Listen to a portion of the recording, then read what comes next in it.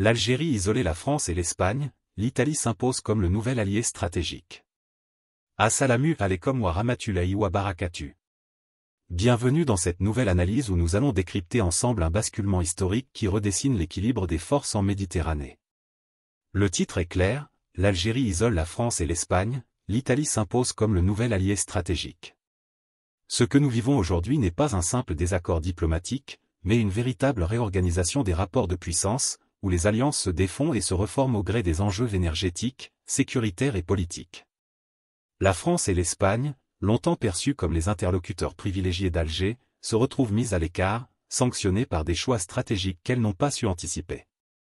Pendant ce temps, l'Italie, grâce à une approche pragmatique et une diplomatie de terrain, transforme la crise en opportunité et devient le partenaire central d'une Algérie désormais consciente de son rôle pivot. Nous parlons ici de gazoducs, d'alliances énergétiques, de repositionnement stratégique au sein de l'Union européenne et d'un jeu d'équilibre où chaque décision pèse lourd sur l'avenir du continent. Restez bien avec nous, car chaque minute de cette vidéo vous donnera une vision plus claire du monde dans lequel nous vivons et de l'avenir qui se prépare. Et si vous voulez que ce travail continue, c'est très simple, abonnez-vous dès maintenant, laissez un like, et surtout partagez cette vidéo autour de vous. Votre avis est précieux, dites-nous en commentaire ce que vous pensez de ce réalignement historique, et quelles conséquences il pourrait avoir pour la Méditerranée, pour l'Afrique et pour l'Europe. Plus nous serons nombreux à analyser, à débattre et à comprendre ces mutations, plus nous pourrons bâtir une communauté forte, éclairée et consciente. Alors, engagez-vous, abonnez-vous, commentez, et ensemble, faisons de ce lieu un espace de réflexion géopolitique à la hauteur des enjeux de notre époque. Depuis plusieurs mois, la Méditerranée est le théâtre d'un bouleversement silencieux, mais aux conséquences majeures. Alger, longtemps partenaire stratégique de Paris et de Madrid, prend aujourd'hui ses distances avec ses deux capitales européennes. La France, engluée dans ses querelles mémorielles et ses maladresses diplomatiques, voit son influence reculer. L'Espagne, quant à elle, a payé le prix fort de son choix d'alignement sur le Maroc dans le dossier explosif du Sahara occidental. Résultat, deux partenaires historiques marginalisés, exclus d'un jeu dont ils pensaient contrôler les règles. Et dans cette brèche, un acteur inattendu s'impose, l'Italie. Pragmatique, opportuniste, consciente de ses intérêts vitaux, Rome a su transformer la crise en opportunité. Par ses accords énergétiques avec Alger, par sa capacité à dialoguer sans s'enliser dans le poids du passé colonial, l'Italie s'impose désormais comme l'allié stratégique privilégié de l'Algérie. Une inversion spectaculaire des équilibres, qui fragilise deux grandes puissances européennes et redessine les rapports de force en Méditerranée. Hier encore, la France et l'Espagne se présentaient comme des piliers incontournables des relations entre l'Europe et l'Afrique du Nord. Aujourd'hui, elles apparaissent isolées, mises à l'écart d'une alliance qui pourrait changer durablement la géopolitique régionale. Alors, face à ce renversement discret mais profond, une question s'impose, sommes-nous témoins d'un basculement historique en Méditerranée? Les tensions Algérie-France, une relation fracturée. L'histoire entre la France et l'Algérie est marquée par une blessure profonde qui continue de peser sur chaque rencontre diplomatique. L'héritage colonial, et plus particulièrement la guerre d'Algérie, 1954-1962, demeure un fardeau qui ne cesse de réapparaître dans les discours, les gestes et les tensions politiques. Pour Alger, la mémoire de cette guerre n'est pas une simple page tournée, elle est un socle identitaire, un rappel permanent des sacrifices consentis pour l'indépendance. Pour Paris, au contraire, cette histoire reste un sujet clivant, entre reconnaissance partielle et refus d'assumer pleinement les responsabilités de la colonisation. Ce décalage crée une fracture durable qui empêche la construction d'un rapport de confiance. Les crises récentes n'ont fait qu'aggraver cette situation. En 2021, Emmanuel Macron déclenche un séisme diplomatique en accusant le pouvoir algérien d'entretenir une « rente mémorielle » autour de la colonisation. Pour Alger, ces propos sont perçus comme une insulte, un déni de souffrance et une atteinte à sa dignité nationale. La réaction fut immédiate, rappel de l'ambassadeur d'Algérie à Paris, suspension des échanges institutionnels, refroidissement brutal des relations. Quelques mois plus tôt déjà, la décision de la France de réduire drastiquement les visas accordés aux Algériens avait suscité une vague d'indignation et renforcé l'idée que Paris adoptait une politique discriminatoire. À travers ses gestes et ses paroles, une impression persiste, celle d'une France condescendante, incapable de se départir d'une attitude paternaliste vis-à-vis de son ancien territoire colonial. Chaque fois que Paris parle des « amitiés » ou de « partenariats », Alger y voit une tentative de minimiser la profondeur du traumatisme historique. Cette perception mine la diplomatie française, car elle nourrit une méfiance structurelle qui dépasse les conjonctures politiques. Résultat, l'Algérie s'éloigne de plus en plus de la France. Sur le plan symbolique, Alger refuse de jouer le rôle de partenaire docile. Sur le plan stratégique, elle multiplie les ouvertures vers d'autres pays, Italie, Turquie, Chine, Russie. La France, autrefois considérée comme un interlocuteur incontournable, devient un partenaire parmi d'autres, souvent relégué à l'arrière-plan. Ce refroidissement, nourri par des blessures historiques mal refermées et par des maladresses diplomatiques récentes, explique en grande partie pourquoi Paris perd du terrain en Méditerranée face à Rome, qui sait se montrer plus pragmatique et moins encombré par le poids du passé. La rupture Algérie-Espagne, le dossier du Sahara occidental. Le tournant décisif entre Alger et Madrid s'est produit en 2021, lorsque l'Espagne a opéré un choix diplomatique lourd de conséquences. En soutenant publiquement la souveraineté marocaine sur le Sahara occidental, une région disputée depuis des décennies entre le Maroc et le Front Polisario soutenu par l'Algérie, Madrid a brisé un équilibre fragile et s'est placé dans le camp de Rabat. Ce basculement a été perçu à Alger comme une véritable trahison, d'autant plus que l'Espagne s'était longtemps efforcée de maintenir une position neutre pour préserver ses relations avec les deux voisins. La réaction de l'Algérie fut immédiate et d'une rare fermeté. En juin 2022, Alger annonça la suspension du traité d'amitié, de bon voisinage et de coopération qui liait les deux pays depuis 2002. Cet accord, censé garantir une stabilité diplomatique et économique entre Madrid et Alger, fut balayé d'un revers de main. Dans le même temps, les autorités algériennes décidèrent de geler une partie des échanges commerciaux et de réduire l'utilisation de leurs canaux d'approvisionnement énergétique vers l'Espagne, privilégiant d'autres partenaires. Le message était clair, l'Algérie n'accepte pas que son principal voisin européen s'aligne sur la position marocaine. Ce blocage toucha directement l'économie espagnole, car l'Algérie représentait jusqu'alors un fournisseur énergétique crucial. Le gazoduc Medgaz, reliant directement l'Algérie à l'Espagne, devint un symbole de cette rupture. Si les livraisons ne furent pas totalement coupées, elles furent nettement réduites et les perspectives de nouveaux contrats disparurent. Dans le même temps, Alger renforça ses liens avec Rome, détournant une partie de ses flux énergétiques vers l'Italie via le gazoduc Transmed. L'Espagne, qui croyait sécuriser sa position géopolitique en soutenant Rabat, se retrouva marginalisée dans la compétition pour l'énergie algérienne. Cette rupture coûta à Madrid son statut de partenaire privilégié en Méditerranée. L'Algérie, jadis allié stratégique, ne considérait plus l'Espagne comme un interlocuteur fiable. Pour Alger, il s'agissait d'une question de principe, défendre la cause sahraoui, ancrée dans son identité diplomatique depuis l'indépendance. Pour l'Espagne, ce fut un calcul géopolitique risqué qui, loin de stabiliser sa position, l'a fragilisée face à ses voisins. En choisissant le Maroc, Madrid a perdu Alger. Et dans ce vide, une nouvelle puissance européenne est venue s'installer, l'Italie.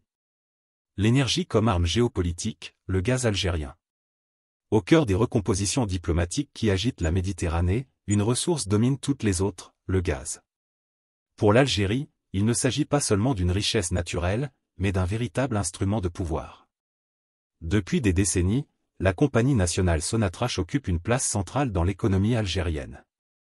Géant énergétique africain, elle contrôle l'extraction, le transport et l'exportation des hydrocarbures, faisant du pays l'un des fournisseurs stratégiques du continent européen. Mais c'est la crise énergétique de 2022, déclenchée par la guerre en Ukraine et l'effondrement des approvisionnements russes, qui a transformé ce rôle en levier géopolitique majeur. Avant le conflit, l'Europe dépendait à près de 40% du gaz russe. Du jour au lendemain, les sanctions imposées à Moscou et la fermeture de certains gazoducs ont poussé Bruxelles à chercher des alternatives urgentes. Dans ce contexte, l'Algérie s'est retrouvée propulsée au rang de fournisseur vital. Ses réserves les 10e au monde et ses infrastructures déjà connectées à l'Europe ont fait d'elle une planche de salut. Alger comprit rapidement l'avantage de cette nouvelle position, elle pouvait non seulement renforcer ses revenus, mais aussi utiliser son gaz comme une arme de négociation pour choisir ses alliés et sanctionner ses adversaires. Les chiffres parlent d'eux-mêmes. En 2021, l'Algérie exportait environ 55 milliards de mètres cubes de gaz, dont près de 70% vers l'Europe. Après la crise, ces flux ont été redirigés avec précision. L'Espagne, sanctionnée pour son alignement sur Rabat, a vu ses approvisionnements réduits via le gazoduc Medgaz.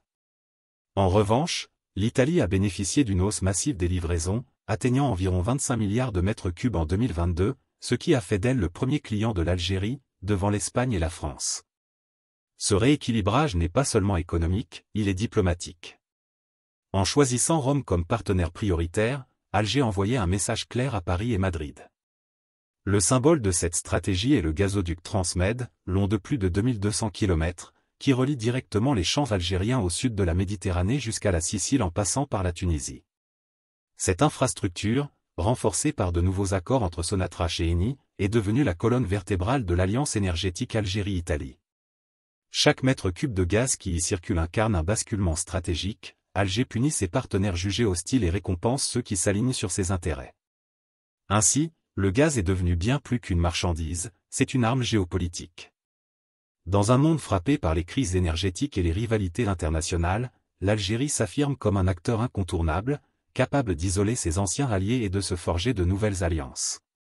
Et dans ce jeu de pouvoir, l'Italie a su tirer son épingle du jeu, là où la France et l'Espagne se retrouvent mises à l'écart. L'Italie, le grand gagnant. Dans le grand jeu des alliances méditerranéennes, un pays a su transformer la crise en opportunité, l'Italie. Sous la direction de Giorgia Meloni, Rome a adopté une stratégie claire, alliant opportunisme et pragmatisme. Là où la France s'est empêtrée dans ses maladresses mémorielles et où l'Espagne a perdu la confiance d'Alger à cause du Sahara occidental, l'Italie a choisi d'aller droit au but, sécuriser ses intérêts énergétiques et renforcer sa place en Méditerranée. Dès son arrivée au pouvoir en 2022, Meloni a multiplié les signaux forts en direction d'Alger. Les visites officielles se sont enchaînées, ministre de l'énergie, chef d'entreprise, puis la première ministre elle-même, reçue en grande pompe par le président Abdelmadjid Tebboune. Chaque déplacement fut l'occasion de consolider un peu plus un partenariat déjà amorcé sous Mario Draghi. Là où Paris et Madrid suscitaient crispation et méfiance, Rome offrait des accords concrets, des promesses claires et un langage de respect mutuel. Au centre de cette alliance se trouvent les géants énergétiques Eni et Sonatrach. En 2022 et 2023, plusieurs contrats stratégiques ont été signés pour augmenter les livraisons de gaz algérien vers l'Italie et développer de nouveaux projets d'exploration. Grâce au gazoduc Transmed, qui relie directement l'Algérie à la Sicile via la Tunisie, Rome a consolidé sa position de premier client d'Alger. Les volumes parlent d'eux-mêmes, environ 25 milliards de mètres cubes de gaz en 2022, soit presque la moitié des exportations algériennes vers l'Europe. À titre de comparaison, l'Espagne n'en recevait plus qu'une dizaine, tandis que la France, dépourvue de connexion directe, ne dépendait que de cargaisons marginales de GNL. Cette bascule énergétique a transformé l'Italie en un hub gazier stratégique pour l'Europe du Sud. Meloni ne cache pas son ambition, faire de son pays la plaque tournante de l'énergie algérienne vers l'Union européenne. Cela signifie non seulement garantir la sécurité énergétique de l'Italie, mais aussi accroître son poids diplomatique à Bruxelles, où Rome peut désormais se présenter comme le relais incontournable d'Alger. Dans cette partie silencieuse d'échecs diplomatiques, l'Italie a avancé ses pions avec méthode. Elle n'a pas cherché à imposer des leçons d'histoire ni à rouvrir les blessures du passé colonial. Elle a simplement offert des accords clairs et des partenariats gagnant-gagnant. Résultat, Alger lui ouvre ses portes, tandis que Paris et Madrid en voient de plus en plus souvent les portes se fermer. L'Italie est ainsi devenue le grand gagnant de ce réalignement méditerranéen, transformant une crise régionale en levier de puissance. La France marginalisée, l'Espagne affaiblie. Alors que l'Italie consolide sa position de partenaire stratégique de l'Algérie, la France et l'Espagne apparaissent de plus en plus fragilisées. Paris, qui se voyait naguère comme le médiateur naturel entre l'Union européenne et le Maghreb, a perdu ce rôle au fil des crises diplomatiques.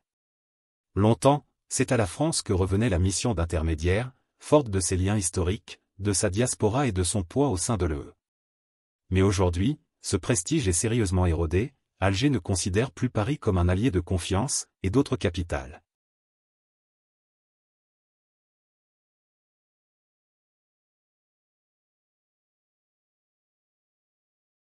Rome ou Madrid cherchent à occuper cet espace vacant.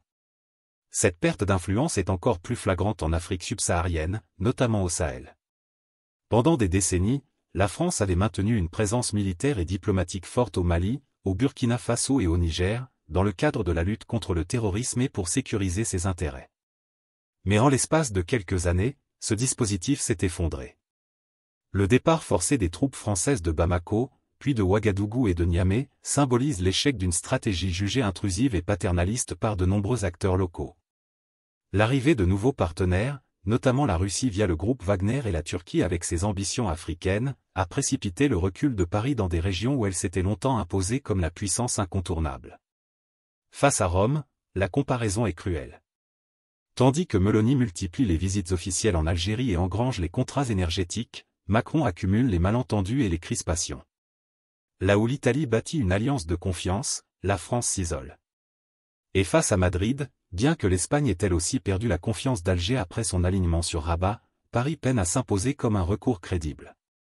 En réalité, les deux capitales, autrefois influentes en Méditerranée, se retrouvent fragilisées par des choix politiques contestés et par une incapacité à adapter leur diplomatie à la nouvelle donne. L'image de la France, en particulier, s'est largement dégradée dans le monde arabe et africain. Aux accusations d'ingérence et de néocolonialisme s'ajoute une perception négative alimentée par ses échecs militaires, ses maladresses diplomatiques et ses hésitations sur le passé colonial. Les drapeaux russes brandis lors des manifestations anti-françaises à Bamako ou Ouagadougou sont venus symboliser ce rejet grandissant. En Algérie même, chaque geste de Paris est scruté et interprété à travers le prisme d'une histoire coloniale non résolue. Ainsi, tandis que l'Italie s'impose comme un acteur pragmatique et crédible, la France et l'Espagne donnent l'image de puissances affaiblies, isolées, incapables de conserver leur influence dans une Méditerranée et une Afrique en pleine recomposition. Ce contraste souligne la profondeur du basculement diplomatique en cours et prépare le terrain à une nouvelle répartition des rôles dans la région. Les équilibres méditerranéens en mutation. Au-delà des tensions bilatérales et des rivalités ponctuelles, c'est toute la Méditerranée qui est en train de se transformer sous l'effet du rapprochement entre Rome et Alger. Ce nouvel axe, bâti sur l'énergie mais élargi à la sécurité et à la coopération économique, redessine l'échiquier régional. L'Italie, qui cherchait depuis longtemps à sortir de l'ombre diplomatique de la France et de l'Espagne, trouve dans l'Algérie un partenaire solide, capable de lui offrir à la fois des ressources stratégiques et une légitimité régionale.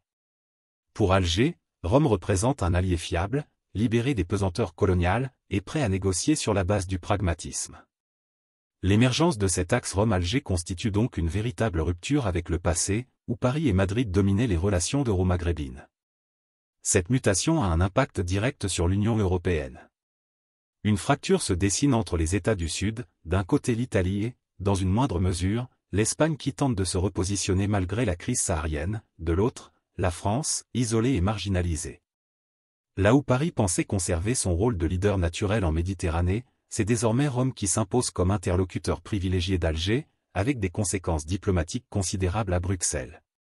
L'Italie, forte de ses contrats gaziers, peut se présenter comme la voie de la sécurité énergétique européenne, un rôle qui renforce sa crédibilité au sein des institutions communautaires. L'Algérie, de son côté, joue habilement de ce nouveau statut pour consolider son influence. Elle n'hésite pas à se présenter comme une puissance régionale incontournable, capable de dialoguer non seulement avec l'Europe, mais aussi avec des acteurs extérieurs comme la Russie, la Turquie et la Chine. Moscou, partenaire militaire historique, continue d'armer Alger et d'entretenir une coopération stratégique. Ankara investit dans les infrastructures et se rapproche par la question migratoire et sécuritaire. Pékin, enfin, multiplie les projets dans le cadre des « nouvelles routes de la soie ». L'Algérie s'installe ainsi comme un pivot géopolitique, jouant des rivalités pour maximiser ses avantages.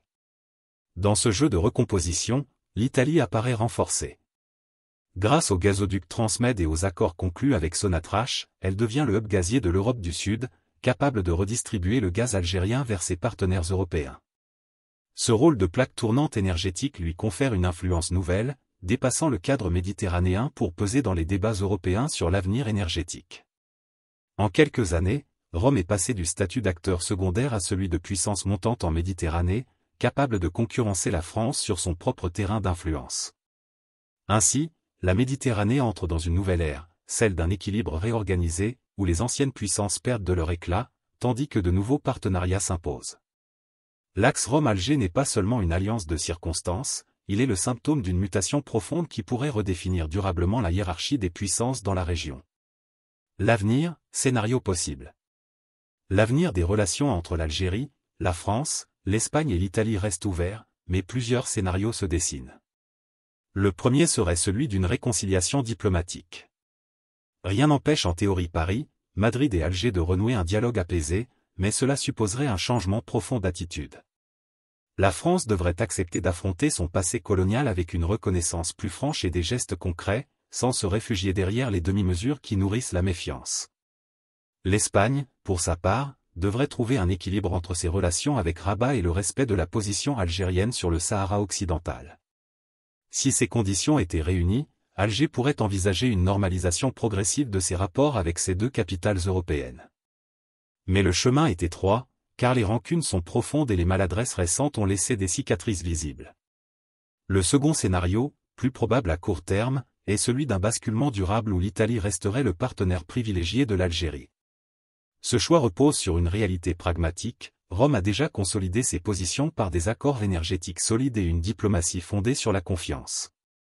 L'Italie a montré qu'elle savait avancer sans se laisser entraver par les héritages coloniaux, et qu'elle pouvait offrir à Alger un partenariat équilibré.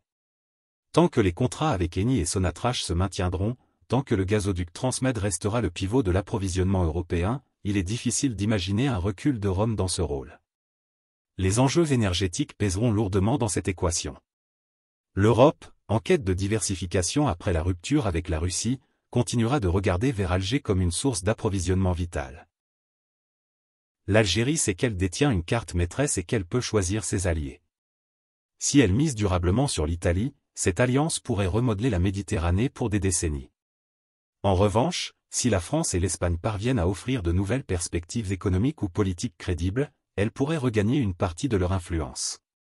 Mais au-delà des contrats et des chiffres, c'est une question symbolique qui domine. La France et l'Espagne sauront-elles retrouver leur place dans le jeu méditerranéen, ou l'histoire retiendra-t-elle que l'Italie a gagné cette bataille silencieuse, imposant une nouvelle hiérarchie des puissances au sud de l'Europe?